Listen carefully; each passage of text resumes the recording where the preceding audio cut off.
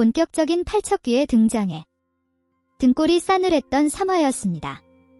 팔척귀와 열이, 이무기 강철에 운명이 엮이기 시작한 정말 숨막히는 한 회였는데요. 본격 리뷰 시작하기 전에 구독, 좋아요, 알림 설정 부탁드립니다. 그럼 3화 리뷰 및 4화 예고 지금 바로 시작합니다. 열이는 윤갑이 팔척귀에게 먹혔다는 수살귀의 말에 윤갑을 구해내기 위해 간절히 기도를 합니다. 한편 몸부림치던 원자 이광은 열이의 기도 소리에 반응하며 검은 물질을 토해냈어요. 팔척귀는 검은 물질의 형태로 다른 사람의 몸에 이리저리 옮겨다니는 것 같습니다. 팔척귀가 열이의 기도 소리에 흔들리던 틈을 타 윤갑의 혼령이 이광의 방을 빠져나와 도망치기 시작했죠. 윤갑이 진중하고 의젓한 느낌인 것 같았는데 도망가는 윤갑은 걸음아 날 살려라 느낌이더라고요. 이를 본 열이는 그를 쪼잡고 태어나서 처음 맡아보는 끔찍한 팔척귀의 냄새에 오징어 게임 이정재의 얼음 포즈를 시전합니다. 윤갑을 혼령을 다시 잡아가려는 팔척귀가 등장했고 열이는 이를 막아보려 하지만 강철이가 열이를 말립니다. 너까지 나섰다간 팔척귀에게 먹힐 거다. 팔척귀가 처음으로 제대로 모습을 등장했는데 이름에 걸맞게 거대하고 흉측한 악귀의 모습이었어요.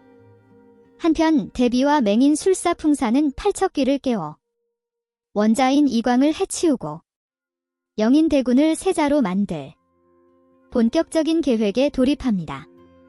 왕위 계승을 둘러싼 암투에 무속의 힘까지 끌어들이며 점점 더 권력의 욕망을 드러내는 대비예요.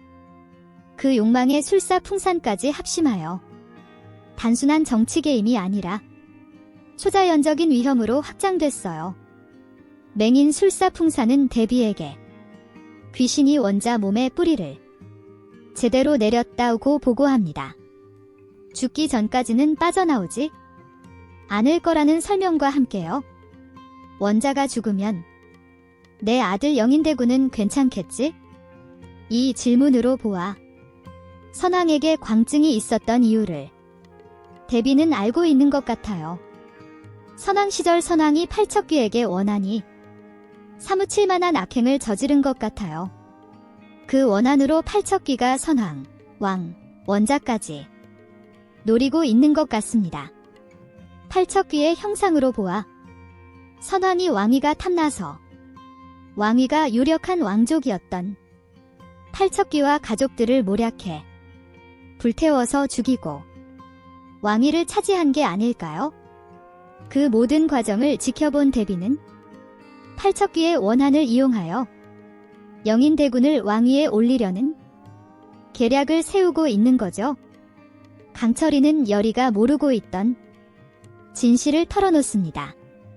윤갑은 열이를 권로 끌어들이기 위해 일부러 그녀를 찾아왔다는 사실, 열이를 팔척귀를 상대할 미끼로 이용하려 했다는 겁니다. 하지만 열이는 그 말이 진실이어도 믿고 싶지 않습니다. 열이는 다시 수살귀를 찾아갑니다. 내 복수를 도와줄 테니 나를 도와줘. 열이와 수살귀는 영인대군을 함정에 빠뜨립니다. 수살귀는 영인대군의 머리를 물이 담긴 항아리 속으로 끌어당겨 죽이려고 합니다. 여기서 수살귀의 가슴 아픈 사연이 등장합니다. 수살귀는 궁녀였고 영인대군에게 잡혀 곳간으로 끌려옵니다. 그곳에서 짐승만도 못한 영인대군은 살려달라고 발버둥치는 수살귀 오김에게 못쓸 짓을 하고 말죠.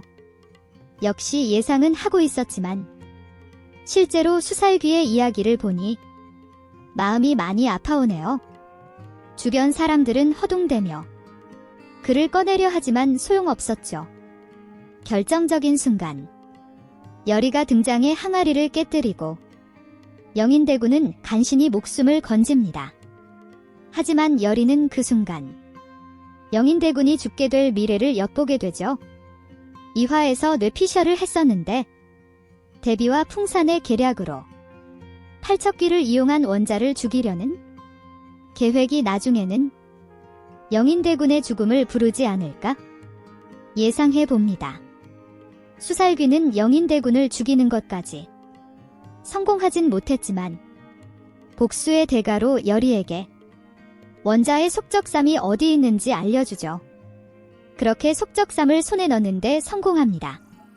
강철이는 상선과 함께 임금을 만나러 갔다가 윤갑을 죽인 범인이 병조판서 곽상충이라는 사실을 임금에게 암시합니다. 하지만 증거가 없었던 임금은 분노를 사기며 반드시 범인을 찾아내라고 명령합니다. 임금이 추진하려는 공로비 개혁안에 대해 강철이는 대놓고 비웃는데요. 예전과는 전혀 다른 강철이의 반응에 임금은 강철이를 의문하게 되죠. 속적삼을 찾은 여리는 팔척귀를 꿰어내려 천도제를 가장한 굿을 하기 시작합니다. 팔척귀는 여리를 큰 그른이라며 흥미를 느껴하며 같이 장단을 맞춥니다. 여리는 그 틈을 이용해 결계를 완성하려 하지만 팔척귀에게 들켜 절체절명의 위기에 빠져요. 그때 강철이가 나타나 여리를 구해내죠.